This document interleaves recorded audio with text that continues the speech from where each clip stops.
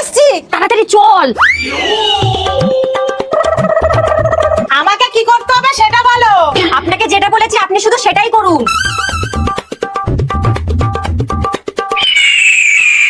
জয় মা তারা। বাহ, ভালোই হলো রে মা, তুই বাইরেই আছিস। আমি 7 দিন তপস্যার পর আজকেই উঠে এসেছি। কিছু খেতে দে না মা, খুব খিদে পেয়েছে। কি রে, কিছু খেতে দে। মূর্খ নারী, তোর এত দম্ভ, এত অহংকার। আমি তোকে শাপ দিচ্ছি, তুই যার জন্য আমাকে অপমান করছিস সেই মনোবাসনা তোর কখনোই পূরণ হবে না। তুই যেটা আশা করবি তার উল্টোটাই হবে। জয় সাধু বাবার জয়, জয় সাধু বাবার জয়।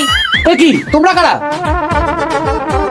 আমরা উনার 2 বৌমা সাধু বাবা। বাবা জানেন, সারা পাড়ার মহিলাদের অন্নপূর্ণা ভান্ডারের টাকা ঢুকে গেছে, শুধু আমাদের দুজনের ঢুকছিল না তাই। মানে? সাধু বাবা, শাশুড়ি মা সব সময় চাইতেন আমাদের যেন টাকা না ঢোকে, তাই শাশুড়ি মাকে বলেছিলাম আপনার সামনে চুপচাপ বসে থাকতে, তাহলে আমাদের ভান্ডারের থেকে 500 টাকা করে দেব। যাক, সাধু বাবার জন্য প্রত্যেক মাসে আমার 1000 টাকার ব্যবস্থা হয়ে গেল। তোরা সাপে বড় হওয়ার বুদ্ধি করেছিলি না, কিন্তু তোদের এই বুদ্ধি কোনো কাজে লাগবে না, কারণ তোদের শাশুড়ি মা মাসে 1000 টাকা পাওয়ার আশা করেছিল। আপনি কোনো চিন্তা করবেন না সাধু বাবা, আপনার অভিশাপ মতো ওনার আশা পূর্ণ হবে না। আসুন আপনাকে কিছু খেতে দিই।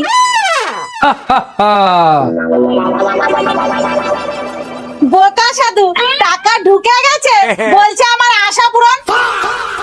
বৌমা, বৌমা, আমার হিস্সাটা দাও। তোমার সাহস হয় কি করে ওর মা বাবা তুলে কথা বলার? বাহ, বোর জন্য মায়ের সাথে ঝগড়া করতে এসেছিস? এর জন্য তোকে খাইয়ে দিয়ে এত বড় করেছি। বড় করেছো বলে কি মাথা কিনে নিয়েছো? শোনো, একসাথে থাকতে হলে ওর সাথে ভালো ব্যবহার করবা। চলো। এই তাড়াতাড়ি রেডি হও, আমি স্নান করে আসছি।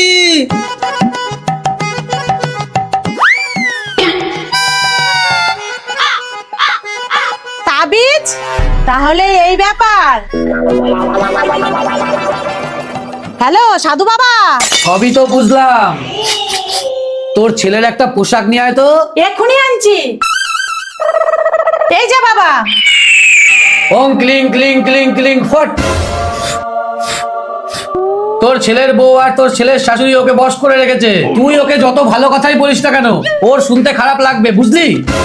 বাবা, তাহলে কি এখন কিছুই করার নেই? নেই মানে?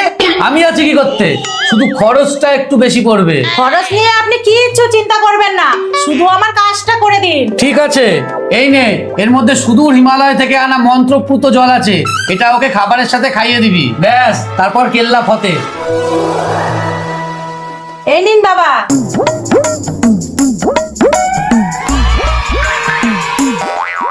কি গো, খাবারটা এখানে রাখলাম, তাড়াতাড়ি খেয়ে বাজারটা করে আসো।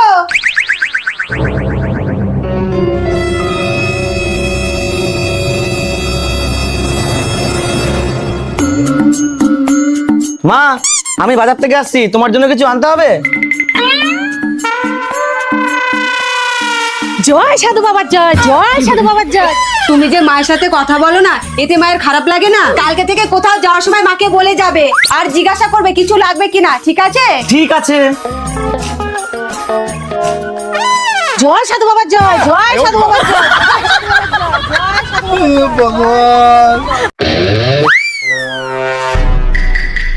হ্যালো গাইস, আজকে চলে আসলাম সকাল সকাল তোমাদের সাথে একটু গল্প করতে।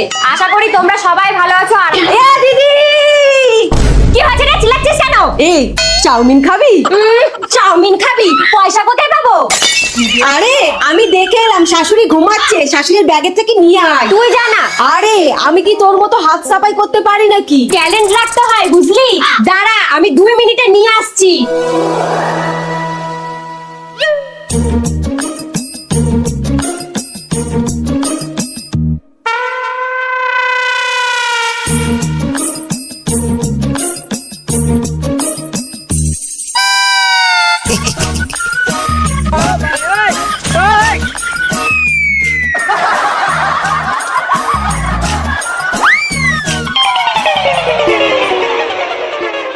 এই নে, নিয়ে আয়।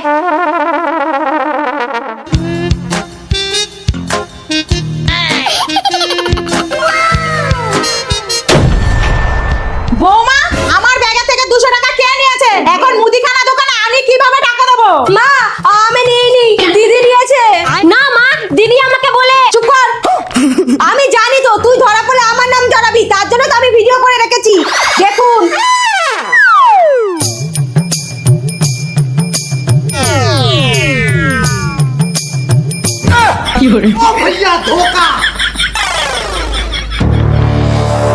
বড় বৌমা আর কিছু বলবা না, আমি শাস্তি দেব। মা আমার কাছে প্রমাণ আছে, এই দেখুন। চাউমিন খাবি? পয়সা কোথায় পাবো? আরে আমি দেখে এলাম শাশুড়ি ঘুমাচ্ছে, শাশুড়ির ব্যাগের থেকে নিয়ে আয়। তুই জানা? আরে আমি কি তোর মতো হাত সাফাই করতে পারি নাকি?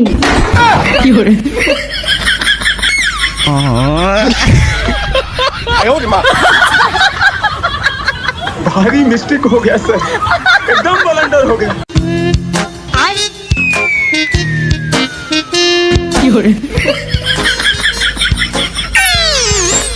এই দিদি, এখনো এতগুলো বাসন পড়ে আছে আর তুই ছেলে মানুষই করছিস? তাড়াতাড়ি মাছ। হ্যাঁ হ্যাঁ। এই দাঁড়িয়ে মাজতে হয়। ও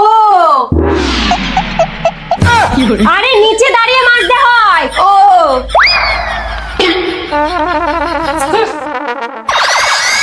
ধুর, এত কষ্ট করে মাজা যায়? ধুয়ে ফেলি। ব্যাস হয়ে গেছে। কি গো, খেতে দাও। এই যে। এ কি, আজকে বাসন কে মেজেছে? আমার দিকে তাকাচ্ছিস কি? তুই তো মাজলি। চোখ বুজে কাজ করো নাকি?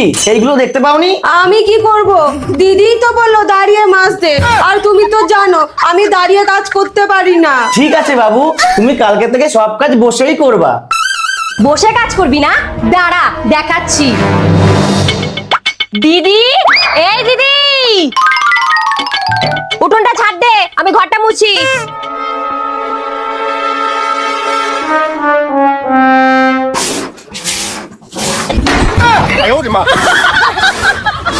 तेरा तो गेम बचाना। দিদি, রান্নাটা করতো, আমি বাজার থেকে ঘুরে আসি।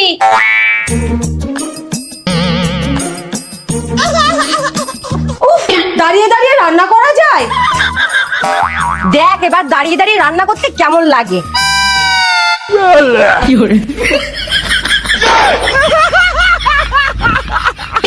আরে যেই কাজই দিই সেই কাজই বসে বসে করে। দাঁড়া দেখাচ্ছি। দিদি, এই দিদি, কি হয়েছে? পাখাটা পরিষ্কার করে দে তো, আমি জামা কাপড়গুলো ভিজিয়ে দিই। আচ্ছা।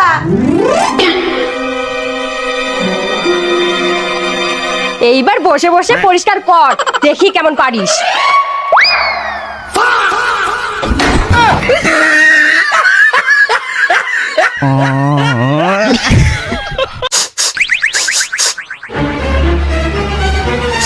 কি গো, উঠে পড়লা যে? কিসের গন্ধ বেরোচ্ছে বলো তো? কেউ খাসির চর্বি দিয়ে পকোড়া ভাজছে। এই বর্ষার দিনে যদি চায়ের সাথে পাওয়া যেত না, পুরো জমে যেত। দাঁড়াও আমি ব্যবস্থা করছি। এ তো দিদির বাড়ির থেকে গন্ধ আসছে। না, খালি হাতে তো যাওয়া যাবে না। এ মা, এইটুকু তরকারি আছে, যাই দিয়ে দি, চর্বির পকোড়া তো পাবো। দিদি, ও দিদি, বাড়িতে আছো? জানি তো তুমি আজকে আসবাই, কোথা থেকে যে এত ঘ্রাণ শক্তি পাই কে জানে। আসি আসি।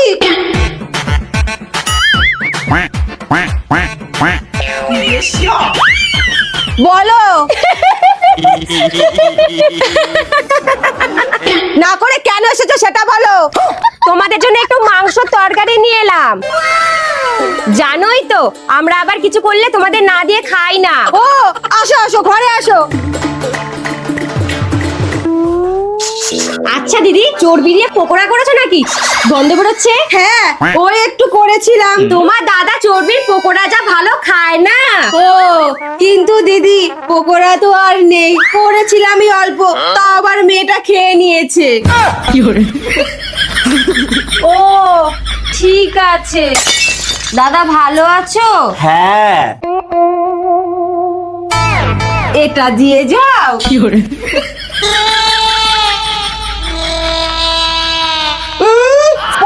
খাবে, গন্ধ শুকলে আবার জিভ লক লক করে। যাকে মাংসের তরকারি দিয়ে একটু ভাত খেতে পারবো।